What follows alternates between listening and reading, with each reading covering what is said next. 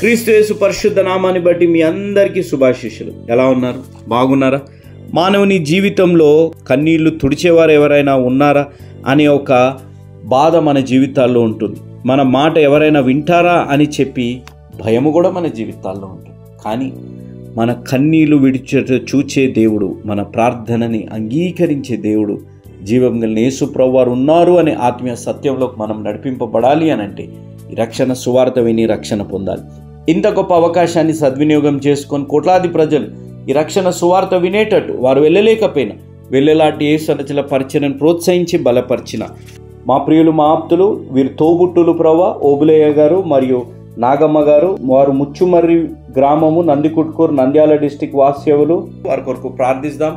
కృపా సత్య సంపూర్ణుడైన దేవా, జీవం కలిగిన మా దేవా, మీ పరిశుద్ధ పాదాల దగ్గరికి ప్రభా తోబుట్టులు కలిసి ఉండుట ఎంత మనోహరము, ఎంత మేలు అన్న రీతిలో ప్రభా ఈ బిడ్డలిద్దరు ఓబులయ్య గారు మరియు చెల్లె నాగమ్మ గారిని బట్టి మీకు స్తుతులు స్తోత్రాలు చెల్లించుకుంటున్నాం తండ్రి. వారి కుటుంబాల కొరకే, ఆరోగ్యాల కొరకే, ఉద్యోగాల కొరకే, వారి బిడ్డల కొరకే ప్రత్యేకంగా ప్రార్థిస్తున్నాం తండ్రి. వారిద్దరు తోబుట్టులుగా ఉండి ప్రభా పరిచర్యను బలపరచాలని కలిగించిన ఉద్దేశాన్ని బట్టి ఓబులయ్య గారిని, నాగమ్మ గారిని బట్టి మీకు స్తుతులు స్తోత్రాలు మేము చెల్లించుకుంటున్నాం. ఈ కుటుంబాన్ని మీరు ప్రేరేపించి చేయించిన సహాయాన్ని బట్టి మీకు స్తుతులు స్తోత్రాలు. ఎవరైతే ఈరోజు ఈ వాక్యం వింటున్నారో ప్రభా, ఎవరైతే వాక్యం వింటూ కన్నీరు కారుస్తున్నారో వారి కన్నీరుని తుడిచే దేవుడు ఉన్నారు అనే ఆత్మీయ అనుభవంలోకి నడిపించే అవకాశాన్ని అనుగ్రహించినందుకు మీకు స్తుతులు స్తోత్రాలు మేము చెల్లించుకుంటున్నాం. ఈ కుటుంబానికి ఈరోజు ఈ వాక్యం వింటున్న బిడ్డలకి, ఈరోజు వాక్యం విని రక్షణ తీర్మానం తీసుకోబోతున్న బిడ్డలకి మీ ద్వారా ప్రేరేపింపబడిస్తున్న వాగ్దానం, ఆజ్ఞ, సూక్తి తండ్రి, నీవు కన్నీళ్లు విడిచుట చూచి తిని నీ ప్రార్థన నేను అంగీకరించి ఉన్నాను. యెషయా గ్రంథం 38వ అధ్యాయం 5వ వచనం ఆజ్ఞ, నీవు వినిన మాటలకు భయపడవద్దు. యెషయా గ్రంథం 37వ అధ్యాయం 6వ వచనం సూక్తి, ముఖ్యమైన విషయము మనుషుల ప్రశంస కాదు, దేవుని ఆమోదం. The important thing is not the praise of man, it is the approval of God. తండ్రి, ఈ సూక్తి మా జీవితాల ఆత్మీయ మేల్కొల్పు తెచ్చి ఈ ఆజ్ఞానుసారంగా మేము జీవించే అనుభవంలోకి నన్ను మమ్మల్ని మీరు నడిపించమని, ఈ కుటుంబము ప్రభా వారు వెళ్ళలేకపోయినా వెళ్ళేలాంటి యేసునచల పరిచర్యను ప్రోత్సహించి బలపరిచిన విధానాన్ని బట్టి మీకు స్తుతులు స్తోత్రాలు చెల్లించుకుంటూ ప్రభా మరొకసారి మీ పరిశుద్ధ పాదాల దగ్గరికి తోబుట్టులుగా ఉన్న ఓబులయ్య గారిని, నాగమ్మ గారిని, వారి కుటుంబాలని మీ చేతులకు అప్పచెప్తూ ఈ కుటుంబాలని, వాక్యం వింటున్న బిడ్డలని, వాక్యం విని రక్షణ తీర్మానం తీసుకోబోతున్న బిడ్డలని నిండుగా మెండుగా దీవించమని యేసు నామం అడిగి వేడుకుంటున్నాము తండ్రి, ఆమేన్. ప్రైజ్ ది లార్డ్, హల్లెలూయా. ప్రార్థన చేసుకుందాం. కృపా సత్య సంపూర్ణుడైన దేవా, జీవం కలిగిన మా దేవా, మీ పరిశుద్ధ పాదాల దగ్గరకు వచ్చే అవకాశాన్ని మరొకసారి మా జీవితాలు అనుగ్రహించినందుకు మీకు స్తుతులు స్తోత్రాలు నేను చెల్లించుకుంటున్నాను తండ్రి. ఈరోజు మేము సజీవులుగా ఉన్నాము అనంటే మా సజీవత్వానికి కారణభూతుడైన దేవుడు మీరే ప్రవ్వా. ఎంతోమంది ప్రవ్వా నిన్నటి దినం చూసిన వారు ఈరోజు చూడని వారు ఉన్నారు. కానీ అయినా అభాగ్యులము, అయోగ్యులము ప్రవ్వా మాలాంటి వారిని మట్టిని ప్రేమించి ఇంతగా మీ కృపని, మీ కనికరాన్ని మాపై కుమ్మరించినందుకు మీకు స్తుతులు స్తోత్రాలు మేము చెల్లించుకుంటున్నాం తండ్రి. ఇచ్చిన ఈ గొప్ప అవకాశంలో ప్రవ్వా మీకు ఘనత, మహిమ, ప్రభావాలు చెందే విధంగా మా జీవితాలు మారులాగున మీరు సహాయపడి బలపరిచి నడిపించమని మేము బ్రతిమలాడుతున్నాము తండ్రి. ప్రవ్వా గత సంవత్సరం అంతా నన్ను మమ్మల్ని మీరు కాచి కాపాడారు. గత సంవత్సరంలో అనేక మారులు మేము అపనమ్మకంగా ఉన్నప్పటికీ ప్రవ్వా మీరు నమ్మకమైన దేవుడుగా మా జీవితాల్లో ఉన్నందుకు మీకు స్తుతులు స్తోత్రాలు. గత సంవత్సరం ఎన్నో గాయాలు, సొంత వారు కన్నీరు కార్చేటట్టు చేసినప్పటికీ ప్రవ్వా మా కన్నీరు తుడిచి ఆనందంగా మార్చిన దేవుడుగా ఉన్నందుకు మీకు స్తుతులు స్తోత్రాలు చెల్లించుకుంటున్నాం తండ్రి. ఈ సంవత్సరంలో ఈ రోజు వరకు ప్రవ్వా మా జీవితంలో ఎన్నో మారు ఒంటరితనాన్ని మేము అనుభవించినప్పుడు ప్రవ్వా నేను నిన్ను విడువను, ఎడబాయనన్న దేవుడుగా మా జీవితాల్లో ఉన్నందుకు మీకు స్తుతులు స్తోత్రాలు మేము చెల్లించుకుంటున్నాం. అనేక మార్లు మా జీవితాల్లో ఇంకా చాలు, ఎందుకు ఈ బ్రతుకు అనే ఆలోచనలు మా జీవితాల్లో కలిగినప్పుడు ప్రవ్వా ధైర్యం కలిగి, నిబ్బరం కలిగి ఉండు, నేను నీ తోడై ఉన్నాను అన్న దేవుడుగా మా జీవితాల్లో ఉన్నందుకు మీకు స్తుతులు స్తోత్రాలు మేము చెల్లించుకుంటున్నాం తండ్రి. ఈ వాక్యాన్ని నేను బోధించబోతుండగా ప్రవ్వా మీ కృపలో, మీ కనికరంలో ఉన్న మాధుర్యత, సార్వభౌమత్యాన్ని ప్రవ్వా మేము గ్రహించే అనుభవంలోకి నన్ను మమ్మల్ని మీరు నడిపించమని మేము వేడుకున్నాం. క్రీస్తుని పలికే ఒక గొప్ప అవకాశాన్ని క్రీస్తును తెలుసుకునే గొప్ప అవకాశాన్ని మాకు అనుగ్రహించినందుకు మీకు స్తుతులు స్తోత్రాలు చెల్లించుకుంటూ చేరి వచ్చిన ప్రతి బిడ్డని మీరు దీవించి ఆశీర్వదించండి. దేని కొరకైతే వారు వచ్చారో ప్రభువా మీరు వారికి తెలుసు ప్రభువా, మీరు వారితో నీ వాక్యం ద్వారా మాట్లాడండి. రక్షణ లేని వారికి రక్షణను అనుగ్రహించండి. రక్షణలో ఉన్నవారిని రక్షణలో బలపరచమని మేము వేడుకుంటున్నాం. ఎవరైనా వారి జీవితాల్లో ఒంటరితనాన్ని అనుభవిస్తుంటే, ఎవరైనా వారి జీవితాల్లో తిరస్కరణను అనుభవిస్తుంటే, ఎవరైనా వారి జీవితాల్లో హేళనని అవమానాన్ని అనుభవిస్తుంటే ప్రభువా మీరు వారికి జవాబిచ్చే దేవుడుగా ఉన్నారని ఆత్మీయ అనుభవంలోకి ప్రతి బిడ్డని మీరు నడిపించి బలపరిచి దీవించి ఆశీర్వదించమని మేము వేడుకుంటూ ఈ కొద్దిపాటి ప్రార్థనని మీ చేతులకు అప్పచెప్తూ నేను మీ చేతులకు అప్పచెప్తూ ప్రభువా నేను కనపడకుండా నేను కనుమరుగై మీ వాక్యము కనపడి మీ వాక్యం ఫలించులాగున మీరు సహాయపడి బలపరిచి నడిపించుమని యేసు నామమున అడిగి వేడుకుంటున్నాము తండ్రి, ఆమేన్. క్రీస్తు యేసు పరిశుద్ధ నామాన్ని బట్టి మీ అందరికీ శుభాశీస్సులు. ఆ దేవాతి దేవుడు నాకు ఇచ్చిన అవకాశాన్ని బట్టి దేవుడికి నేను ఎంతో వందనాలు కృతజ్ఞతలు నేను చెల్లించుకుంటున్నాను. అదే సమయంలో ఆ మహానుభావులు మా తండ్రి గారిని నేను జ్ఞాపకం చేసుకుంటున్నాను. జోషి అన్నగారిని నేను జ్ఞాపకం చేసుకుంటున్నాను. మిషనరీ పరిచర్య చేసి రేడియోలో టీవీలో ప్రసంగాలు చేసి అనేకుల్ని ఆత్మీయ అనుభవంలోకి అనేకుల్ని రక్షణ మార్గంలో నడిపించిన మా తండ్రి గారిని నేను జ్ఞాపకం చేసుకోవడానికి కారణము ఈరోజు నేను సేవకుడుగా అవ్వడానికి దేవుడి తర్వాత మా తండ్రి గారి జీవితం వారి వాక్యానికంటే ఎక్కువగా ఏదైతే బోధించారో దానికి అనుగుణంగా జీవించడము నన్ను ఎంతగానో ప్రేరేపించి యవ్వన వయసులో నేను సేవలో వచ్చే అవకాశాన్ని దేవాతి దేవుడు దయచేసిన దేవుడికి ఎంతో వందనాలు చెల్లించుకుంటున్నాను. ఆ నూతన సంవత్సరంలో మనం ప్రతి ఒక్కరము వాగ్దానం తీసుకుంటాం. నూతన సంవత్సరంలో ప్రతి ఒక్కరూ మనం వాగ్దానం తీసుకునే పరిస్థితులు ఉన్నప్పుడు ఆ వాగ్దానం నెరవేర్పు కొరకు మనం ఎంతగానో ప్రార్థిస్తూ ఉంటాం. వాగ్దానం నెరవేర్పు కొరకు ప్రార్థిస్తుంటాం. వాగ్దానం నెరవేరాలని మనం ఎంతగానో ఆశిస్తూ ఉంటాం. మనము వాగ్దానంని మన బైబిల్లో కూడా పెట్టుకొని మనం జీవిస్తుంటాం. కానీ దేవుడు నాతో మాట్లాడిన విషయం ఏంటి అనగా, ప్రతిసారి మనిషి దేవుడు వాగ్దానం నెరవేరాలనే కోరుకుంటాడు, కానీ మనిషి దేవుడికి చేసిన వాగ్దానాన్ని మనిషి నెరవేరుస్తున్నాడా లేదా అనేది ఒకసారి మనం ఆలోచించాలి. మానవులుగా మనం అనేక మార్లు దేవుడికి వాగ్దానాలు చేస్తుంటాం. పలానా పెళ్ళైతే నేను ఇది చేస్తాను, పలానా ఇల్లు కట్టుకుంటే ఇది చేస్తాను, పలానా ఉద్యోగం వస్తే ఇది చేస్తాను, పలానా నా సబ్జెక్ట్స్ పాస్ అయితే నేను ఇది చేస్తాను, పలానా పని అయితే లోన్ వస్తే పలానావి చేస్తే నేను ఇది చేస్తానని మనం వాగ్దానాలు చేసినప్పుడు ఆ వాగ్దానాలను మన జీవితాల్లో మనం నెరవేరుస్తున్నామా అనేది ఒకసారి మనం ఆలోచించాలి. వాగ్దానాలు లేకపోతే ప్రామిసెస్ లేకపోతే వోవ్స్ అనేది మాట ప్రాముఖ్యంగా గమనిస్తే మన వ్యక్తిగత జీవితాల్లో రెండు సందర్భాల్లో బహుబలంగా అందరి ముందు మనం చేసే వాగ్దానాలు ఏంటిదనగా, ఒకటి రక్షణ పొందేటప్పుడు, ఇంకొకటి వివాహం చేసుకున్నప్పుడు దేవుడి యందు ప్రమాణాలు వాగ్దానం చేసి మనం ఈ రెండు విషయాలు ప్రాముఖ్యంగా బహిరంగంగా చేస్తాం. Promises need not be వోకలైజ్డ్.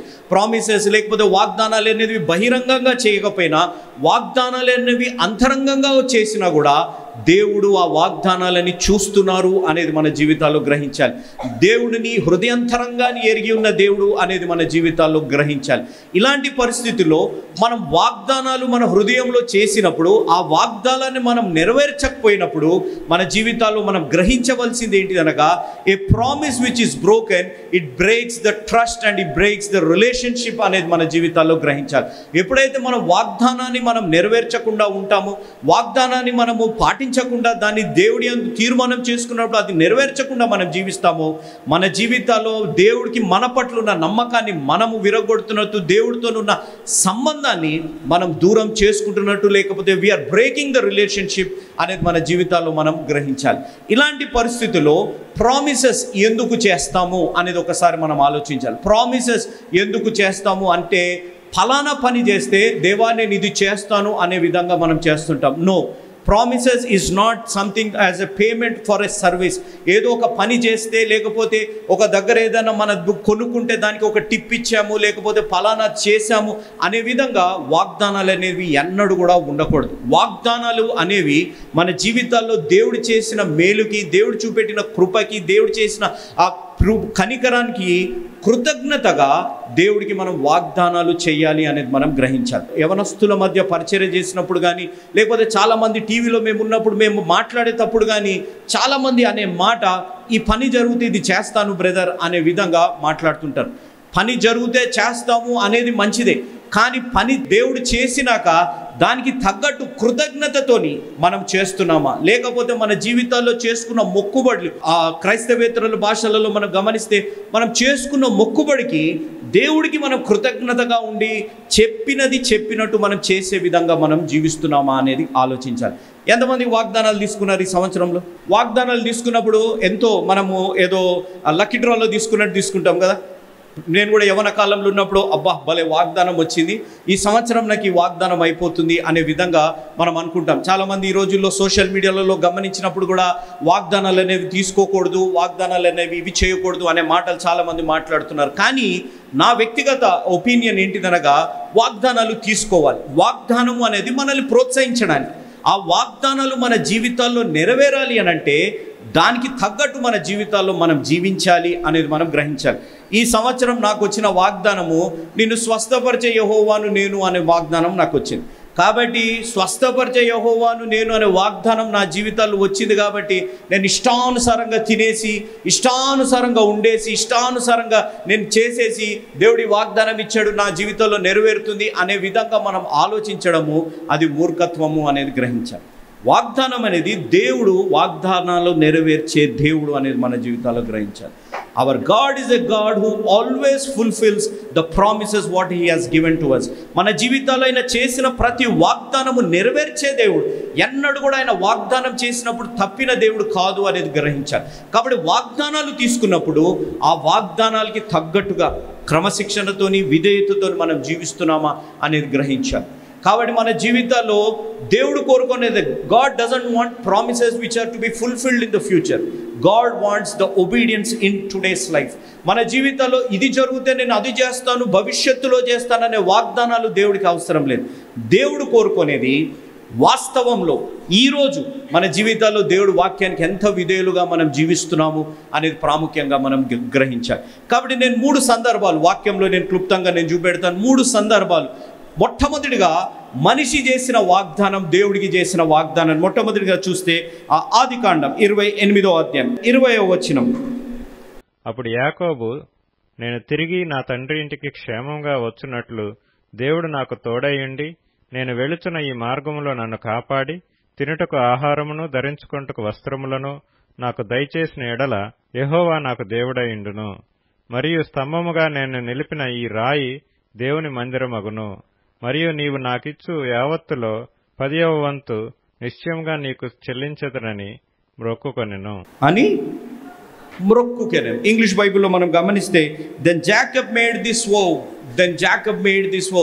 యాకోబు గారు చేసిన వాగ్దానము లేకపోతే మొక్కుబడి లేకపోతే తీసుకున్న ఒక తీర్మానం ఏంటిదనగా, ఫలానా దేవుడు నా జీవితాల్లో చేస్తే నేను ఈ విధంగా 10% నేను ఇస్తాను దేవుడికి అనే మాట ఇక్కడ రాయబడింది. ఈ రోజుల్లో సోషల్ మీడియాలో ఆ 10% తీసేసుకొని పాస్టర్లు ఈ విధంగా అయిపోతున్నారు, 10% ఇచ్చేసుకొని క్రైస్తవులు ఈ విధంగా చేస్తున్నారు అనే మాట. ఇది దేవుడు ఆజ్ఞ ఇవ్వకముందు మీరు గ్రహించాలి. ఇక్కడ దేవుడు ధర్మశాస్త్రంలో 10% మీరు ఇవ్వాలి అనే మాట ఇవ్వకముందు యాకోబు గారు కానీ అబ్రహాం గారు కానీ చేసిన పని, వారి జీవితాల్లో సంపాదించిన దాంట్లో 10% వారు దేవుడికి ఇచ్చినట్టు ఇక్కడ మనం గమనించగలుగుతాం. ఇక్కడ ఇందాక చదివినట్టు 10వ వచనం నుంచి 15వ వచనం వరకు గమనిస్తే యాకోబు గారి జీవితంలో ఈ వాగ్దానం చేయడానికి ముందుగా జరిగిన సన్నివేశాన్ని మనం ఒకసారి ఆలోచించాలి. దీనికి నేను పెట్టిన పేరు, నేను ఈ వాక్యాన్ని దీనికి నేను పెట్టిన పేరు ద ప్రామిస్ ఆఫ్ ఫుల్ఫిల్మెంట్. అనగా దేవుడు చేసిన వాగ్దానానికి దేవుడు ఏ విధంగా దాన్ని నెరవేరుస్తారు అని మన జీవితంలో తెలిసినప్పుడు మనము దేవుడికి చేసిన వాగ్దానాలని మనం ఏ విధంగా నెరవేర్చాలి అనేది మనం గ్రహించాలి. ఇక్కడ యాకోబు గారి జీవితంలో గమనిస్తే యాకోబు అనే వ్యక్తి గురించి మనకు తెలిసిన మాట ఏంటనగా ఆయన మోసగాడు అనేది మన జీవితాల్లో తెలుసు. యాకోబు ఒక మోసగాడుగా, ఆయన పేరుకి తగ్గట్టుగా అనే మాట ఏశావు కూడా అంటున్నట్టు పరిశుద్ధ గ్రంథంలో మనకు తెలుసు. ఇక్కడ యాకోబు అనే వ్యక్తి జీవితంలో గమనిస్తే యాకోబు మోసము చేయడానికి కారణము అతని జీవితంలో ఆశీర్వాదాల కోసం మోసం చేశాడు. అతని జీవితంలో ఆశీర్వాదం కోసం మోసం చేశాడు. ఆ ఆశీర్వాదాలు రావాలనే ప్రయత్నంలో మోసం చేసినప్పుడు ఆయన జీవితంలో ఆశీర్వాదాలు రాలేదు. ఆయన జీవితంలో ఒంటరితనం అనేది వచ్చింది. ఆయన జీవితంలో ఏకాంత వాసిగా అతని జీవించే పరిస్థితుల్లో వచ్చింది. కుటుంబాన్ని నుంచి దూరంగా వెళ్ళిపోయే పరిస్థితులు అతని జీవితాల్లో వచ్చాయి. ఈ సందర్భంలో గమనిస్తే యాకోబు తన ఇంటి కుటుంబాన్ని నుంచి వెళ్ళిపోతున్నాడు. ఆ కుంటిపడిపోయిన కుటుంబం మీరు గ్రహించాల. ప్రాముఖ్యంగా యాకోబు గారి జీవితంలో వారి కుటుంబంలో గమనిస్తే it was a fractured family. అతని జీవితంలో కుంటిపడిపోయిన కుటుంబం అది. ఆయన ఆ కుటుంబంలో పక్షపాతం అనేది ఉంది, ఆ కుటుంబంలో ఫేవరెటిజం అనేది ఉంది. There was partiality and there was favouritism in his family. అలాంటి కుటుంబం నుంచి యాకోబు గారు ఏదో ఆశీర్వాదం వస్తుంది అనే ఉద్దేశంతో తీసుకొని ఆ ఆశీర్వాదాలు అతని జీవితంలో పొందుకున్నప్పుడు ఆశీర్వాదాలు వెంటనే అతని జీవితాల్లో రాలేదు అనేది గ్రహించాలి. ఈరోజు ఇక్కడ చాలామంది తల్లులు తండ్రులు ఇక్కడ ఉన్నవారు మనం గ్రహించవలసింది ఏంటిదనగా, మన చేతులారా మన బిడ్డల్ని పాపులుగా ఎప్పుడు తయారు చేస్తామంటే ఎప్పుడైతే మన కుటుంబంలో పక్షపాతం అనేది, ఫేవరెటిజం అనేది, లేకపోతే భార్యాభర్తల మధ్య ఐక్యత లేకుండా, తల్లిదండ్రులుగా ఉన్నప్పుడు ఐక్యత లేకుండా ఉన్నప్పుడు మన చేతులారా మన బిడ్డల్ని మనం పాపులుగా తయారు చేస్తున్నాము అనేది గ్రహించాలి. ఎందుకు ఏసావుకి యాకోబు మధ్య భేదాభిప్రాయాలు వచ్చాయి? ఎందుకు మనస్పర్ధాలు వచ్చాయి? ఎందుకు వారు విడిపోయే పరిస్థితులు వచ్చాయంటే తండ్రి ఒక కుమారుణ్ణి ప్రేమిస్తే తల్లి ఇంకొక కుమారుణ్ణి ప్రేమించే పరిస్థితి అక్కడ వచ్చింది అనేది గమనించాలి. కాబట్టి తల్లిదండ్రులుగా ఉన్నవారు, నేను కూడా ఒక తండ్రిని, నా భార్య తల్లిగా ఉన్నప్పుడు మేము కూడా ఒక కుమారుణ్ణి ఎక్కువగా ప్రేమించడం, ఒక కుమారుణ్ణి తక్కువగా ప్రేమించి, లేకపోతే తల్లిదండ్రులుగా మనము ఒకరిని ఎక్కువగా ఒకరిని తక్కువగా ఇష్టపడే పరిస్థితుల్లో ఉంటే మన చేతులారా మన బిడ్డల్ని మనం పాపులుగా తయారు చేస్తున్నాం అనేది మనం గ్రహించాలి. ఎన్నడూ కూడా కుటుంబంలో తల్లిదండ్రులుగా ఉన్నవారు పక్షపాతం కానీ ఫేవరెటిజం కానీ చూపెట్టకండి అనేది నా మనవి. ఈరోజు మేము 6గురం, మా కుటుంబంలో మేము 6గురము. మీరు ఆలోచించాలి, 6గురిలో నేను చివరి వాడిని. మా అన్న కొత్త షర్ట్ వేసుకుంటే అది వెలిసిపోయాక మా చిన్నన్న దగ్గరకు వస్తే మా చిన్నన్న దగ్గర నుంచి నాకు. కానీ దేవుడి కృపలో మా తండ్రి గారు చేసే పరిచర్య ఎంత కటిక పేదరికం నుంచి వచ్చి ఒక మోటి కుటుంబంలో, చదువులేని తల్లిదండ్రుల కుటుంబం నుంచి మా తండ్రి గారు వచ్చి ఈరోజు ఈ విధంగా ప్రభావితం, క్రైస్తవ సమాజంలో దేవుని సువార్తని ప్రచురం చేసి ప్రభావితం చేసి ఒక గొప్ప సేవకుడుగా దేవుడు తీర్చిదిద్దాడు అనే ఆలోచన మా జీవితాల్లో మా తల్లిదండ్రులు చిన్నప్పటి నుంచే మా జీవితంలో వారు ఇన్పుట్ చేస్తూ వచ్చారు. మా తండ్రి గారు కానీ మా తల్లి గారు కానీ పెద్ద కుమారుడు పెద్ద కూతురు అనే ఆలోచనలు ఎప్పుడు ఉన్నా కూడా దేవుడు మా జీవితాలు ఎలాంటి భేదం, అలాంటి ఆలోచనలు మా జీవితాల్లో రానియకుండా చూశారు. ఎందుకనగా మా తండ్రి గారు చేసే పరిచర్య, మా తల్లి చేసే త్యాగాన్ని మేము గ్రహిస్తూ పెరుగుతూ వచ్చాము. కాబట్టి నేను చెప్పే మాట, తల్లిదండ్రులుగా ఉన్నవారు మీరు మీ బిడ్డలకి ఇచ్చే గొప్ప బహుమానం ఏంటిది అనగా మీరిద్దరు ఒకరిని ఒకరు బహుగా ప్రేమించుకొని ఐక్యంగా ఉండడమే మీ బిడ్డలకి ఇచ్చే గొప్ప బహుమానం అనేది నా మనవి. కాబట్టి మీరు ఆలోచించండి, ఎప్పుడైతే a family, when the parents are loving each other, when the parents have that unity between them, the children will always prosper అనేది మనం గ్రహించాలి. బిడ్డలు ఎప్పుడైనా ఆశీర్వదింపబడుతుంటారు ఎప్పుడైతే తల్లిదండ్రుల మధ్య ఐక్యత, ప్రేమ అనేది ఉంటుంది అనేది గ్రహించాలి. ఇక్కడ మనం యాకోబు గారి జీవితంలో గమనిస్తే తండ్రి ఒక కుమారుణ్ణి ప్రేమిస్తే తల్లి ఇంకొక కుమారుణ్ణి ఆశీర్వాదాల కోసం వచ్చారు, ఆశీర్వాదం పొందుకున్నాడు. కానీ ఆయన ఆశీర్వాదం పొందుకున్నప్పటికీ ఆయన జీవితంలో ఒంటరితనం అనేది వచ్చింది. ఆయన జీవితంలో ఏకాంతము అనే పరిస్థితులు ఆయన జీవితాల్లో వచ్చాయి. ఒక బ్రోకెన్ రిలేషన్షిప్స్ ఆయన కుటుంబంలో ఉండే పరిస్థితులు వచ్చాయి.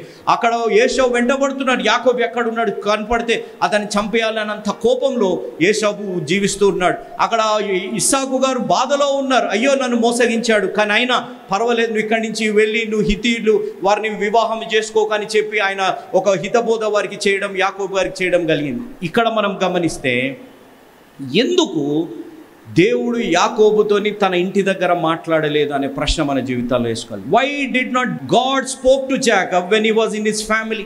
ఎందుకు దేవుడు యాకోబు గారితో అక్కడ వారి కుటుంబంలో ఉన్నప్పుడు ఎందుకు మాట్లాడలేదు? ఎందుకు దేవుడు యాకోబు గారితో ఇక్కడ బేతేల్ అనే పరిస్థితులు, బేతేల్ అనే అక్కడ ఉన్నప్పుడు ఎందుకు మాట్లాడారు అనేది ఒక ప్రశ్న మన జీవితాల్లో వేసుకోవాలి. నూతన సంవత్సరంలో మనం అడుగుపెట్టినప్పుడు మనం గ్రహించవలసింది, దేవుడు నాకు బయలుపరిచింది, నేను అనేక బైబిల్ జ్ఞానులు చెప్పింది కూడా నేను గ్రహించినప్పుడు నేను తెలుసుకుంది ఏంటిదనగా, యాకోబు తన తల్లి యొక్క ప్రభావితంలో ఉండి తల్లి యొక్క ఇన్ఫ్లుయెన్స్లో ఉన్నప్పుడు దేవుడు చెప్పింది ఏది కూడా యాకోబు చెవికి వినని పరిస్థితి, అర్థం కాని పరిస్థితుల్లో ఉన్నప్పుడు దేవుడు ఏమి చేశారంటే, నేను అక్కడ ఎంత యాకోబుకి చెప్పినా యాకోబు అర్థం చేసుకునే పరిస్థితుల్లో లేడు. యాకోబు తన తల్లి ప్రభావితంలో ఉండి తన తల్లి ఏది చెబితే అదే చేసే పరిస్థితులు ఉంది. ఎప్పుడైతే యాకోబు ఆ వాతావరణం నుంచి దూరం అవుతాడో అప్పుడు నేను యాకోబుతో మాట్లాడతాననే విధంగా అక్కడ మనం అర్థం చేసుకోవాలి. ఈరోజు మన జీవితాల్లో కూడా మీరు ఆలోచించండి, మనం ఎవరి ప్రభావితంలో మనం బ్రతుకుతున్నాము అనేది ఆలోచించాలి.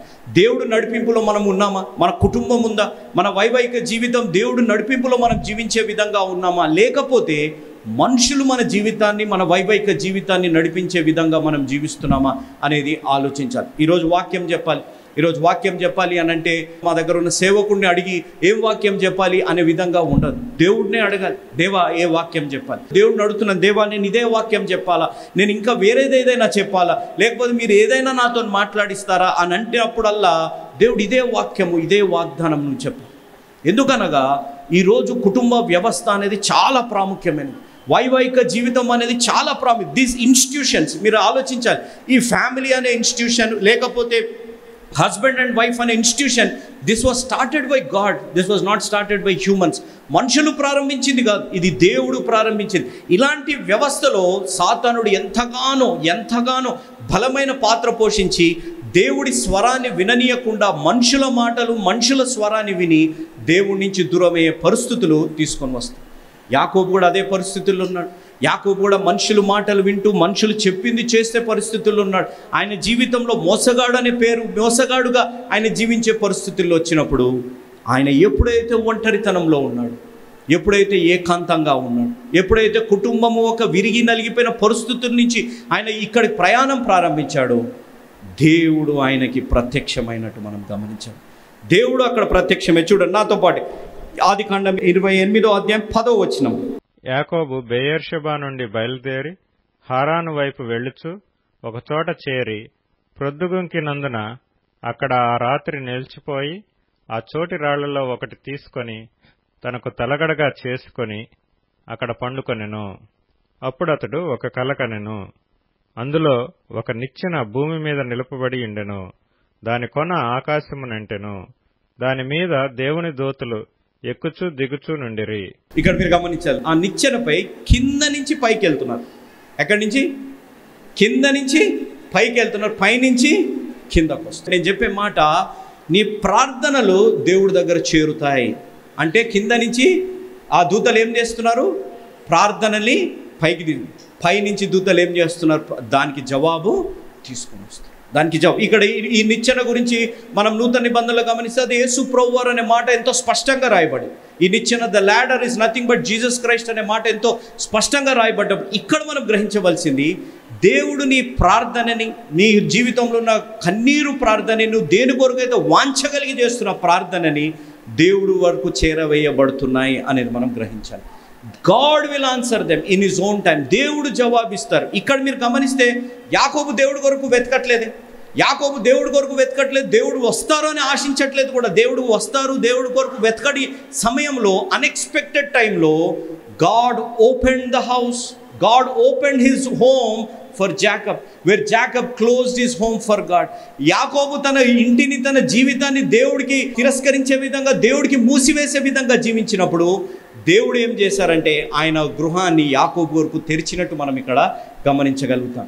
యాకోబు ఎక్స్పెక్ట్ చేయట్లేదు, నేను దేవుడిని చూస్తాను, దేవుడు నాకు ఈ దర్శనం కలిగిస్తారని యాకోబు ఎక్స్పెక్ట్ చేయని సమయంలో దేవుడే యాకోబు దగ్గరికి వచ్చినట్టు మనం ఇక్కడ గ్రహించగలం. ఈరోజు ఈ నూతన సంవత్సరంలో కూడా మనం చాలా అన్ఎక్స్పెక్టెడ్ సిచ్యువేషన్స్లో ఉన్నాం.